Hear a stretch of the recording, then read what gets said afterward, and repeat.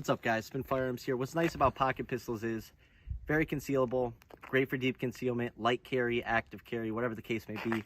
It's not always the most comfortable carrying a Glock 26, 15 rounds, Glock 19, whatever the case may be. And stuff pops off everywhere. Doesn't matter where it is. Things happen that are weird, out of place, unnormal. You have crazy people everywhere. So you just never know when stuff's going to pop off.